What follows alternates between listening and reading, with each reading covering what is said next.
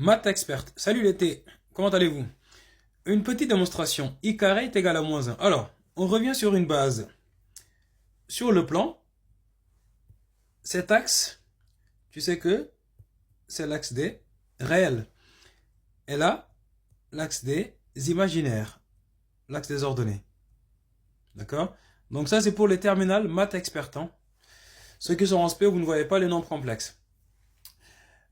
Alors, un nombre complexe, si je l'écris, si je dis x égale a plus ib. Le A, qu'est-ce que c'est? C'est la partie réelle. Et le B, qu'est-ce que c'est? C'est la partie imaginaire. Supposons que je te dise, tiens, un nombre x est égal à 3 plus 2i. Qu'est-ce que cela veut dire? Que sur l'axe des abscisses, il est à 3, et sur l'axe des ordonnées, tu le trouves en 2. Donc le point, en fait, ton nombre complexe, tu le représentes là. Et ton nombre complexe, il a ce qu'on appelle un module. Alors, un module, c'est sa distance à l'origine. Donc, ça, c'est ton nombre qui est là. Sa distance à l'origine, c'est ça. C'est ce qu'on appelle le module. Donc, ça, c'est l'origine du repère. Et il y a également un angle qui le sépare de l'axe des abscisses. C'est l'angle qu'on appelle l'argument θ. D'accord? Donc, ton nombre, tu vas tu le représentes par un point A, on va dire que tu vas l'identifier par un point A. Alors, il faut savoir que ce nombre complexe, 3 plus 2i par exemple, abscisse 3 ordonnée 2, donc j'ai dit qu'il a un module, donc son module, c'est ça, ok? C'est la longueur de ce segment-là. Et son argument, c'est l'angle qui sépare ce vecteur-là de l'axe des abscisses, on va dire. Voilà. Ce qu'on appelle l'argument de ce nombre complexe. Et ce nombre complexe, tu peux également... Donc ça, c'est sous sa forme algébrique. Donc ça, c'est la forme algébrique. Tu peux également l'écrire, ton nombre complexe, sous la forme trigonométrique. Sous la forme trigonométrique. Alors, maintenant, si je refais un petit schéma ici. Si je te dis, tiens, le nombre complexe x égale i, tout simplement. X égale i. Tu vois que x égale i, en fait, qu'est-ce que c'est? C'est 0 plus 1i. 0 plus 1i. Ce qui veut dire que ce nombre complexe-là, sur l'axe des abscisses, il est en 0, et sur l'axe des ordonnées, tu le trouves en 1. Là, donc le nombre i, en fait, il est là. Le nombre i.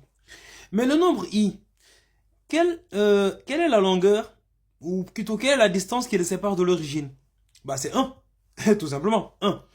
Et ce nombre i, quel est l'angle qui le sépare de l'axe des abscisses? Bah, c'est 90 degrés.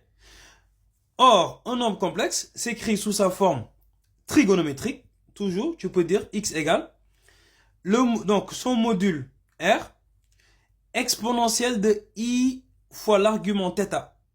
Dans notre cas, le nombre i, je peux dire qu'il est égal à 1.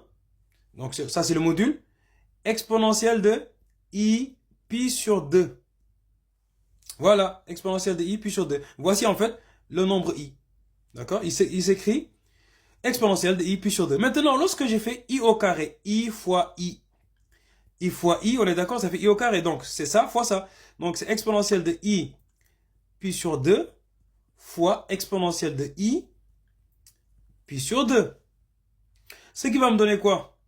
Exponentielle de i, parenthèse, pi sur 2 plus pi sur 2. Allez, donc, exponentielle de i, pi, parce que pi sur 2 plus pi sur 2, ça fait 2 pi sur 2, ça fait exponentielle de i pi. Mais exponentielle de i pi, ça c'est égal à quoi?